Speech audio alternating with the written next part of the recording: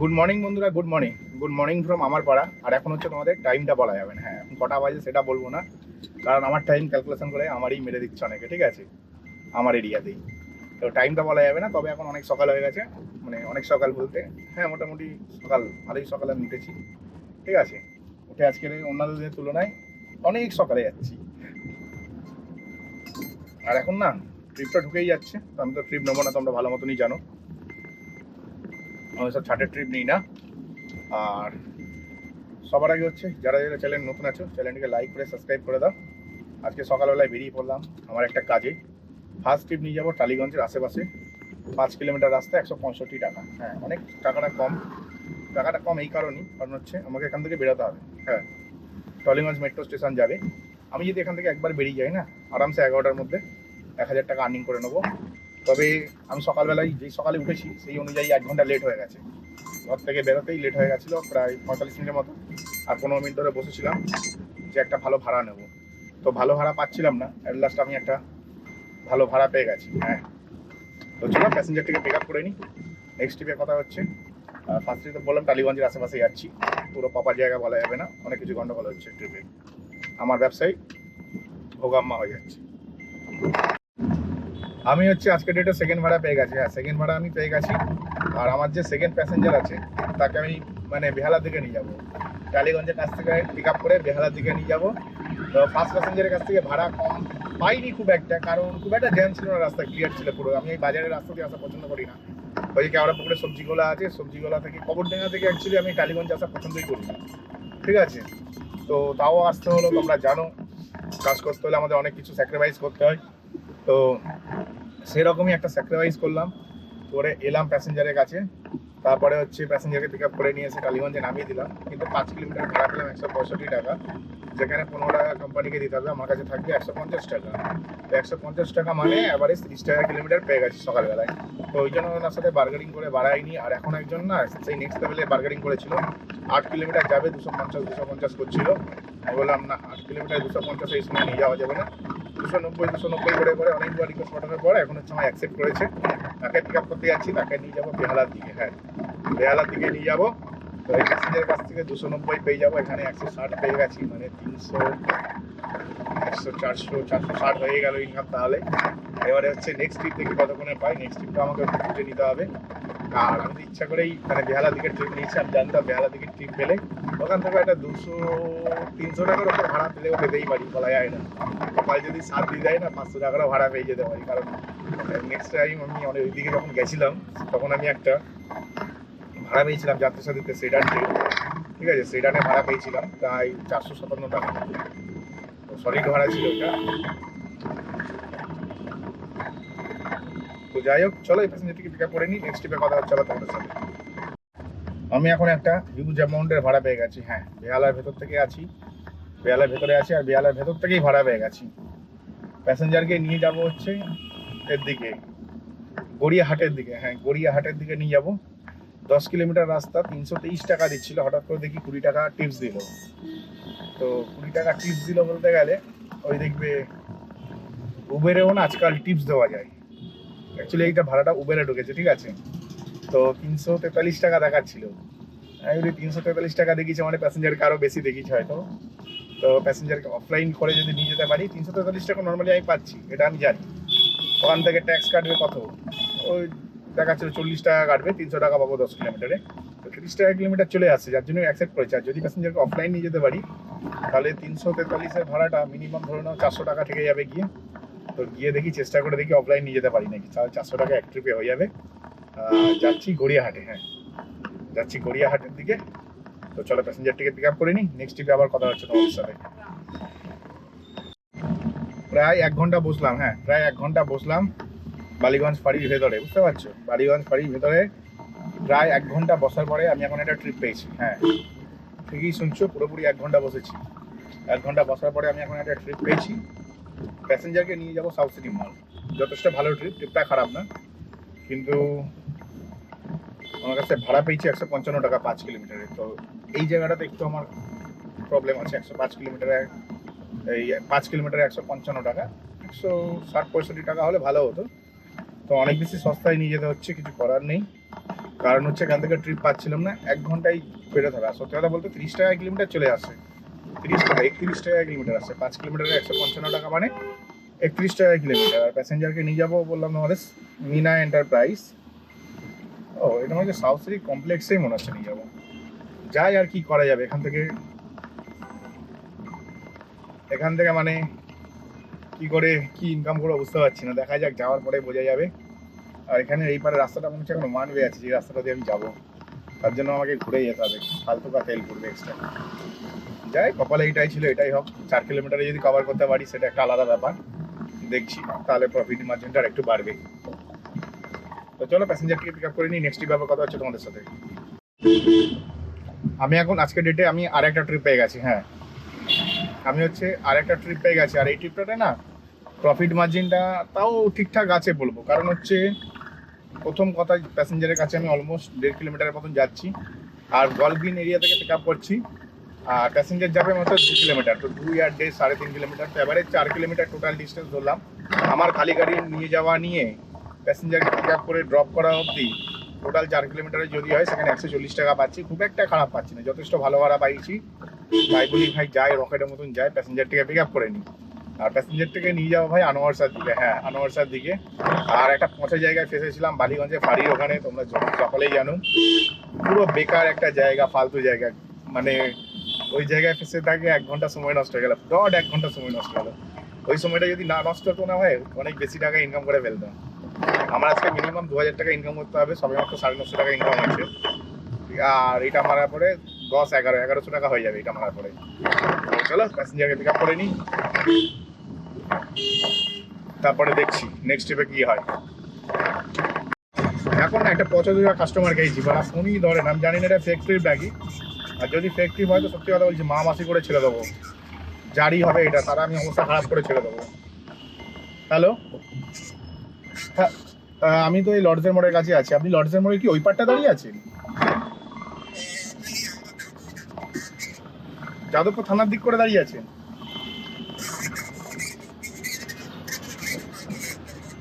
হ্যাঁ হ্যাঁ, তাহলে আপনি ক্রস করে চলে আসুন, আমি জাস্ট লর্ডসের সিগন্যালেই দাঁড়িয়ে আছি। হ্যাঁ হ্যাঁ, গাড়ির মুখ যাদবপুর থানার দিকে। হ্যাঁ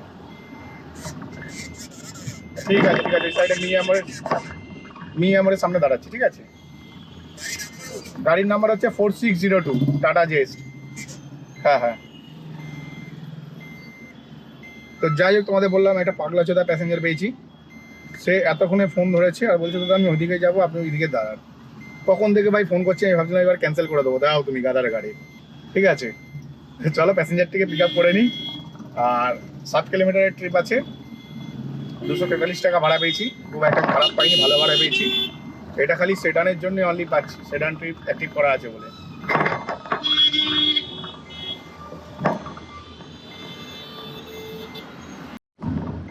আবার প্রায় 40-45 মিনিট বসলাম। হ্যাঁ, 40-45 মিনিট বসার পরে পেয়ারলেস হসপিটালের কাছ থেকে একটা বুকিং ঢুকলো। প্যাসেঞ্জারের কাছে গিয়ে দাঁড়িয়ে আছি। হ্যাঁ শোনো, দাঁড়িয়ে আছি। ভাড়া কত? 80 টাকা। 80 টাকার ভাড়ার জন্য 80 বছর ধরে দাঁড়াতে হচ্ছে।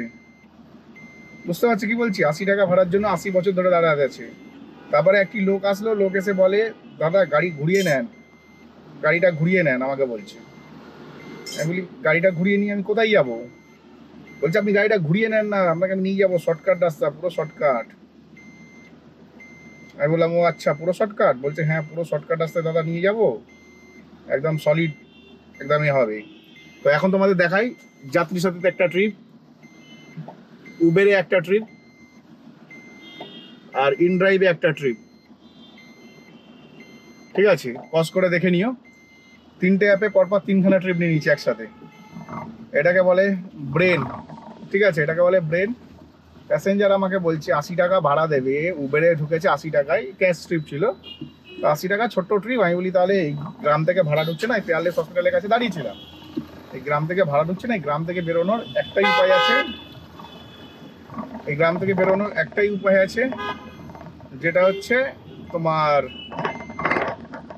ঠিকঠাক অ্যামাউন্টের ভাড়া পাওয়া। হ্যাঁ, ঠিকঠাক অ্যামাউন্টের ভাড়া পাওয়া, বা যেখানে একটা ট্রিপ নিয়ে আমাকে এই এরিয়া থেকে কমসে কম বেরিয়ে যেতে হবে।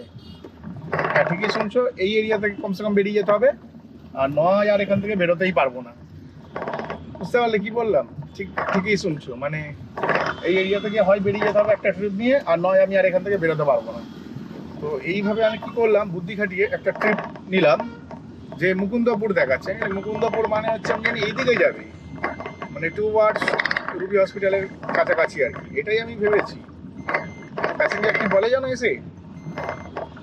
বলছে দাদা গাড়ি ঘুরিয়ে নেন, মানে মুকুন্দপুর, মানে আমি ভেবেছিলাম সন্তোষপুরের আশেপাশে যাবে, সেই জন্য আমি ভেবেছিলাম ঠিক আছে চলো ঘুরে দিই।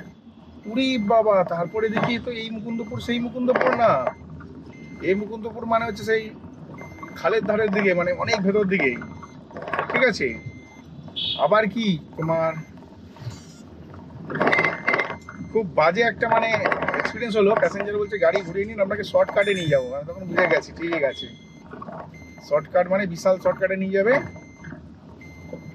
তো এত বেশি শর্টকাটে নিয়ে যাবে মানে 80 টাকা দিয়ে খালি তেল পুড়িয়ে দেবে 100 টাকা, তারপরে আমি আরও জমের দক্ষিণে ঢুকে যাবো। মানে অলরেডি জমের দক্ষিণে ছিলাম, আরও জমের দক্ষিণে ঢুকে যাবো, যে দক্ষিণ থেকে আর কোনো ভাড়াই পাবো না, বুঝতে পারছি। এরপরে হচ্ছে আসি হচ্ছে যাত্রী সাথীতে ভাড়া ঢুকে আছে। ভাড়ার অ্যামাউন্ট 300 টাকা যাবে ভবানীপুর এলগিন যাবি, এলগিন রোড যাবে। এলগিন রোড আমি যাই না, তা ভাবলাম যে ঠিক আছে 1 ঘন্টা ধরে ভাড়া পাইনি, ভবানীপুরে ভাড়া পেয়েছি, নিয়ে বেরিয়ে যায় বলে জাস্ট ওই লোকটা এসে আমাকে গাড়ি ঘোরাতে বলেছে। গাড়ি ঘোরাতে গিয়ে আমি অন্য ট্রিপ নিয়ে নিয়েছি, ঠিক আছে। অন্য ট্রিপ নিয়ে ওটার সামনে দিয়ে মানে প্যাসেঞ্জার দাঁড়িয়ে ছিল, একদম বসো, উনি বসলো না। আমার কপাল ভালো ছিল, ওপরওয়ালারা এটাই ইচ্ছে ছিল যে আমি ওখানে গেলে আরও ফেসে যাবো। আমার যেহেতু টাকা দরকার, ওপরওয়ালা জানে ভালো করে, তোমরাও জানো সেটা। তো আমার যেহেতু টাকা দরকার, উনি বসলো না। সেই সময় একটা 300 টাকার ভাড়া ঢুকলো, ভবানীপুর যাবে। তো এখন দেখছি ভাই এটা ভবানীপুর না, এটা এলগিন রোড যাবে, ঠিক আছে। তো এটা হচ্ছে যাত্রী সাথীর ভাড়া, বুঝতে পারলে, উবেরের মতন যাত্রী সাথীর অবস্থা। মানে ভবানীপুর লিখেছে ফার্স্ট, আমি ওই জন্য নিলাম। এখন দেখছি এলগিন রোড যাবে, ঠিক আছে, তাও আমি নিয়ে নিলাম। 306 টাকায় যাবে 10 কিলোমিটার। এইবারে আসি হচ্ছে ইনড্রাইভ। তারপরে দেখি যেই আমি সিগন্যালের কাছে এসে দেখি ইনড্রাইভ একটা বুকিং ঢুকেছে, যাবে কোথায়, গোল পার্ক, অ্যাক্সিস ব্যাংক এটিএম গোল পার্ক। হ্যাঁ ভাই আমি এলিগিন কেন যাবো ভাই? হ্যাঁ তোমরা বলতে পারো এলিগিন রোডে যে ভাড়াটা ছিল সেটা 304-5 টাকা ছিল, 310 টাকা দিয়ে দিত লোকটা। তো আমি এলগিন কেন যাবো ভাই? আমি এতে চলে যাবো না এলগিনের বদলে, এলগিন যাওয়ার আমার দরকার নেই। এলগিনের বদলে দেখো এলগিনে 300 টাকা ভাড়া, তারপরে ওখানে গিয়ে 2-4 কিলোমিটার খালি গাড়ি নিয়ে ঘুরতে হবে, তারপরে একটা পার্কিং পাবো, তারপরে অনেক বেশি কম্পিটিটার, ঠিক আছে, দরকার নেই এলগিন যাওয়ার। 200 টাকা ভাড়াতেই আমি সই। এখন হচ্ছে আমার কাছে যেই ভাড়াটি আছে সেটা হচ্ছে 210 টাকা, তাও কিনা 5 কিলোমিটার 210 টাকা। সলিড ট্রিপ পেয়ে গেছি, সবাইকে লাত মেরে হারিয়ে দিয়েছি।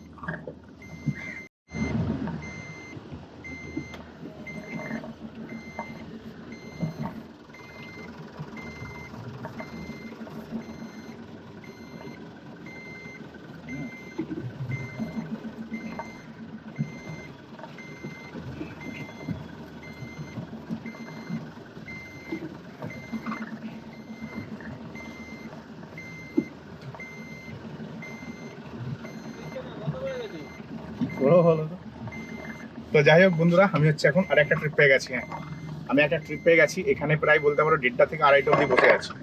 মানে আমি গোল পার্কের মোড়ে বসে আছি, 1:30 থেকে 2:30 বেজে গেল, কিন্তু ট্রিপের ব্যাপারে কিছুই পাচ্ছি না। হ্যাঁ ট্রিপের ব্যাপারে কিছুই পাচ্ছি না, কারণ হচ্ছে এই এরিয়াতে না খুব একটা ভালো ট্রিপ নেই। হ্যাঁ এই এরিয়াতে খুব একটা ভালো ট্রিপ নেই, কারণ হচ্ছে এটা অফ সাইড, চালিয়ে যাচ্ছে। কারণ হচ্ছে এই জায়গাটা না অফ সাইডের কারণে এখানে ট্রিপ পাওয়া যাচ্ছে না, ঠিক আছে।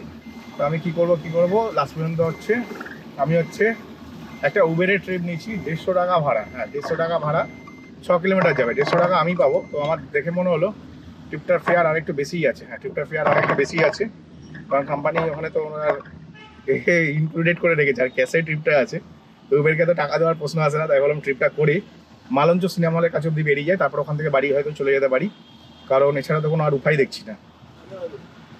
আছে ভাই, এখন সময় হয়ে গেছে 3টে, আমার কাছে 4টের মধ্যে শ্বশুর বাড়ি যেতে হবে, আর 3:30টার মধ্যে আমার নিজের বাড়ি যেতে হবে।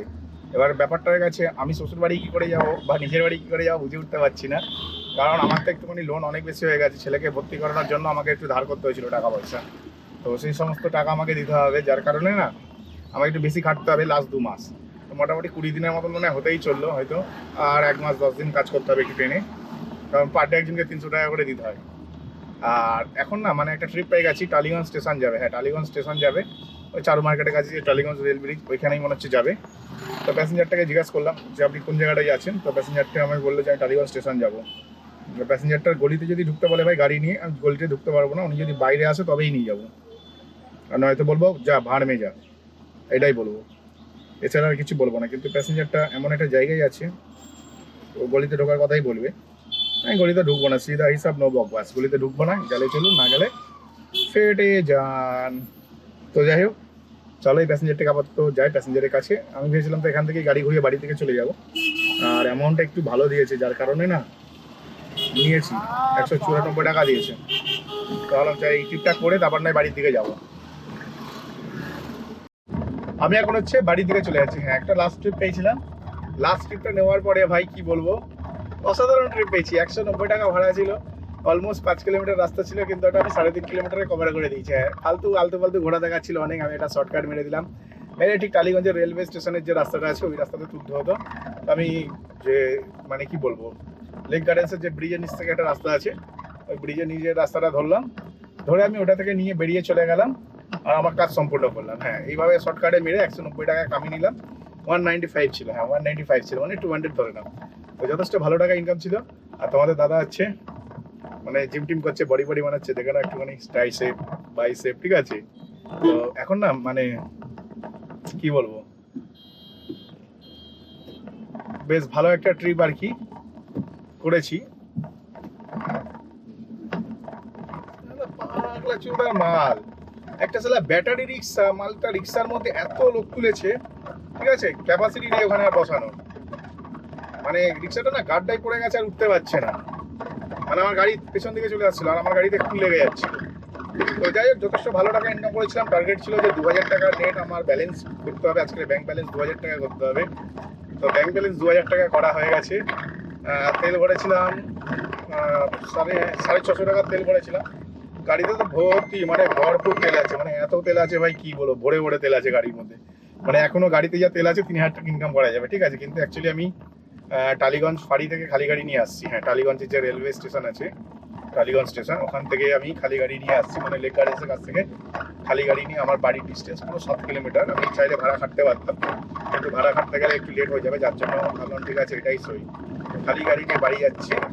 আর এখান থেকে হচ্ছে বাড়িতে গিয়ে একটু প্রোটিন শেক খাবো, খেয়ে ওয়াইফ রেডি হয়ে গেছে, ছেলে রেডি হয়ে গেছে, ওদেরকে গাড়িতে বসাবো, শ্বশুর বাড়ি যাবো। আমার শাশুড়ি সব জিনিসপত্র গোছাতে হবে, কারণ শাশুড়ি এখন 6 দিনের মতন হসপিটালে থাকবে, ঠিক আছে। যার কারণে না মানে শাশুড়ি মা হচ্ছে এখন 7 দিনের মতন হসপিটালে থাকবে, 5-6 দিন হয়তো থাকবে। আজকের থেকে স্টার্ট হবে, কালকে ওটি আছে, তারপরে ওটি করে আরও 4-5 দিন থাকবে, মানে 7 দিনের মতো থাকবে। তো জিনিসপত্র সব গোছাতে অনেক টাইম লেগে যাবে। তো এই সমস্ত কাজ করে নিয়ে আবার তো আগে নিয়ে যাই, তারপরে দেখছি।